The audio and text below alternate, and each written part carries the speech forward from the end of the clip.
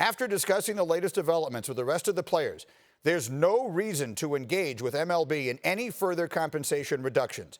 We have previously negotiated a pay cut in the version of prorated salaries, and there's no justification to accept a second pay cut based upon the current information the union has received. I'm glad to hear other players voicing the same viewpoint and believe MLB's economic strategy would completely change if all documentation were to become public information. So here we go. Jeff Passan is with us. That elevated quickly. You told us that it would. What impact do you think someone like Scherzer, who has a very loud voice, what impact do those comments have going forward? You know, if this were a lesser player, Greeny, I don't know if it would be taken quite as seriously, not just by the public, but by Major League Baseball.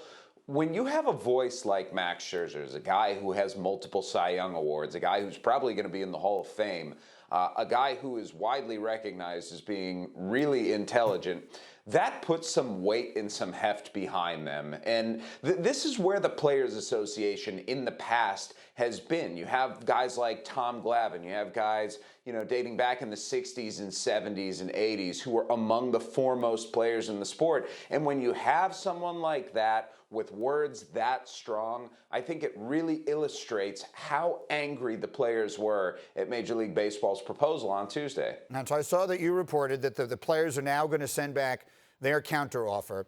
If Scherzer is right, then they're going to go back and say, we're not taking any further pay cut. So now the two sides seem to be dug in. So what happens next? Hey, Greeny, I don't even think that we should call this a counteroffer, because from what I was told last night, the Players Association is essentially going to treat that Tuesday offer from Major League Baseball like it never existed.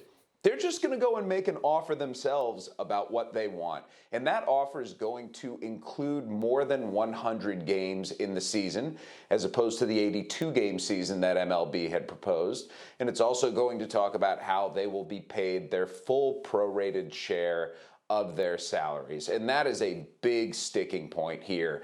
Where this goes, you have one side with Major League Baseball here that is entrenched. You have another side with the Players Association here that is entrenched. At some point, if there's going to be baseball this year, Greeny, one of the sides has to bend even just a little bit. And I don't know which side that's going to be at this point.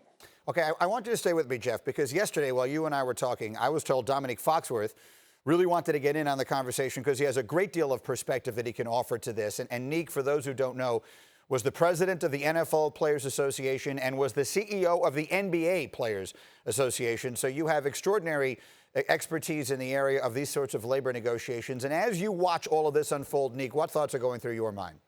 I mean, it's frustrating and disappointing because I understand this time is tough for everybody, and some teams may lose money, but overall, the NBA is going to be fine. The Major League Baseball is going to be fine. They have a legal monopoly, so their business is not going to collapse, and it's not incumbent on the players to make the owners whole. Like, I feel like the owners have not compensated the players for their growth and how much the team values have grown. It just, to me, is frustrating. It feels like an opportunistic attempt at the owners to take more from the players when it's not their responsibility. If you can't afford to withstand these tough times, then maybe you can't afford to own a Major League Baseball franchise. There's only 30 of them. I'm sure there are 30 people in this country who can afford to withstand this, knowing that going forward that their businesses are going to be fine. They have a monopoly on professional baseball in this country. They will be okay. Their franchise values will go up when we rebound from this. And to me, it feels unfair to ask these players whose careers on average are only 5 years to somehow make them whole, even though they're going to own their teams into perpetuity when their franchise values continue to rise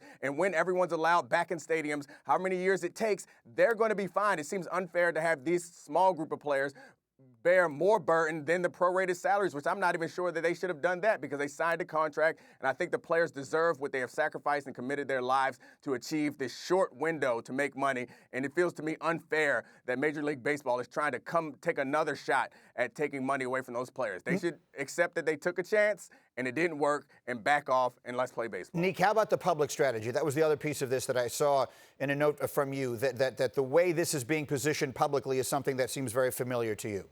Yeah, I mean, it's familiar to all of us who watch sports.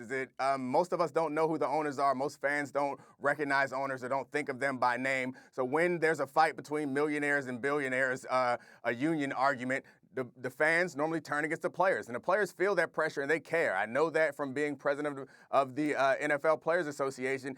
They feel bad, but the owners, no one talks about or points them out by name and calls them greedy in these situations because we don't know who they are. We only know the commissioner. So to me, it's frustrating and it's unfair that they try to do this. So I'm happy that Max Scherzer is willing to stand up, and I'm certainly willing to stand up too, even though I'm not a part of their union, to point out the hypocrisy of the owners in this situation. So, Jeff, let me give you the final word here. What should we as baseball fans be expecting today and the rest of this week? They got to get this thing done, you told me, by the end of May. What should we expect to happen? Yeah, I would love to believe that this is going to get done by the end of May, Greeny. It ain't. And really? What happens is the clock starts ticking even louder now. I think if they want to get back to play a 100-game season, you have to do it as soon as humanly possible if you want a 3-week spring training 2.0 before that. If it's an 82-game season, you may be able to, take a couple of days. But ultimately, the sides do need to find some sort of détente, and I just don't know where that is. And without that, we're not going to see baseball this year.